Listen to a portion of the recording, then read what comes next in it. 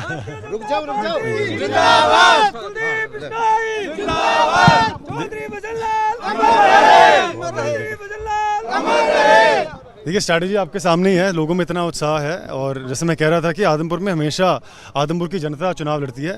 चौधरी भजनलाल महज एक चेहरा पेश करती है। इस बार मेरा सौभाग्य कि मुझे मौका मिला। आज नई तस्वीर नजर आ रही है, आप कुर्ते में तिलक आपने लगाया हुआ है, वो अलग सी वेशभूषा ना कि कुर्ता पजामा तो रोज़ का है मेरा, तिलक इसलिए लगा रखा है, मैं वाल्मीकि जयंती का कार्यक्रम था हल्के में तो वो करके आ रहा हूँ। अच्छा, कांग्रेस कहती है और जेपी खासकर पे कहते हैं कि बहुए तो अभी बच्चा है जी।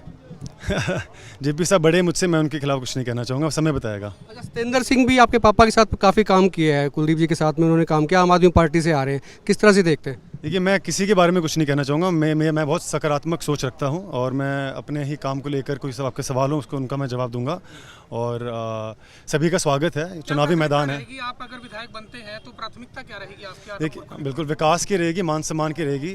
जैसा कि आप जानते हैं कि पिछले 26 साल से आदमपुर विपक्ष में रहा है, तो इस बार इतना उत्साह लोगों में इसलिए देखने को मिल रहा है क्योंकि हम 26 साल के बाद हमें सरकार में हिस्सेदारी पाने को मिल रही है। और पिछले 3 महीने मैं आप सबूत देता हूँ कि 3 महीने पहले हमने भाजपा ज्वाइन की और इन 3 महीनों में 530 करोड़ से अधिक की ग्रांट ऑलरेडी पास हो चुकी है। तो काम ये प्राथमिकता ये रहेगी कि ज़्यादा से ज़्यादा लोगों के काम मैं कर पाऊँ। 2019 लोकसभा चुनाव में आदमपुर की जनता ने आपको हराने का काम किया था यहाँ से, अब की बार किस तरह से आप देखते हैं और क्या अपील रहेगी कि वो जो काम कमी वहाँ रहेगी वो यहाँ पूरी हो जाए? देखिए लोकसभा का चुनाव एक बहुत ही अलग प्रकार का चुनाव था, मोदी की आंधी थी जिसमें सब बह गए थे, मैं भी उनमें शामिल था। और आपको याद होगा कि कुछ महीनों बाद विधानसभा चुनाव भी हुआ 2019 में, जिस प्रकार से एक ऐतिहासिक जीत आदमपुर को मिली पिताजी के नेतृत्व में। तो इस बार भी उम्मीद है कि आदमपुर की जीत होगी। कहते हैं कि 30,000 की लीड उन्होंने ली थी, आप उससे ज़्यादा लेंगे, आप क्या मान के चलते हैं कितनी लीड आप बरकरार कर पाएंगे? देखिए एक तरफा चुनाव रहेगा, मैं नंबर तो नहीं आपको दे पाऊंगा। आदमपुर की जनता में बहुत उत्साह है और मुझे उम्मीद है कि एक तरफा चुनाव हम लड़ेंगे और एक तरफा जीत। कई बार हार से भी काफ़ी कुछ सीखता है आदमी। जो आपका लोकसभा का चुनाव रहा, भले ही उसमें आदमपुर ने आपको हराया, तो उससे आपने कुछ चीज़ें सीखी होंगी, क्या उस चीज़ों का फर्क पड़ेगा इस चुनाव पे? जैसे मैंने कहा कि वो चुनाव बहुत अलग प्रकार का था, उसका हम ज़्यादा एनालिसिस नहीं कर सकते क्योंकि चुनाव भी बहुत अलग प्रकार का था। लेकिन जैसा आपने कहा निस्संदेह हार से ही और मुश्किलों से ही इंसान आगे बढ़ता है और सीखता है, और जो सीख मुझे मिली है मैं उनको आगे। सपने में विधानसभा नजर आ रही है आजकल? सपने में मुझे आदमपुर की जनता और मेरा परिवार याद आ रहा है और मैं उम्मीद करूंगा और विश्वास दिलाता हूं अपने परिवार को कि आदमपुर का एक व्यक्ति का मस्तक गर्व से ऊंचा होगा। इसके लिए मैं हर भरकम प्रयास करूंगा। कहते हैं कि कुलदीप बिश्नोई यहाँ रहते नहीं है और अब तो भावे तो बिल्कुल नहीं रहते, तो इस चीज़ को कैसे तोड़ेंगे?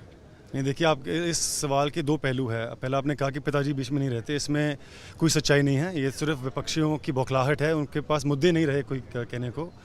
ये सही जाहिर सी बात है कि जब उनको तो कैंसर की समस्या थी तो उनका आना कम रहा, लेकिन फिर भी लोग सुख दुख में रहे।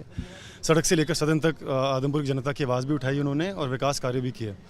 दूसरा सवाल आपका रहा मुझको लेकर, मैं पिछले 1 साल से ज़रूर विदेश रहा, लेकिन आप बस करने दो।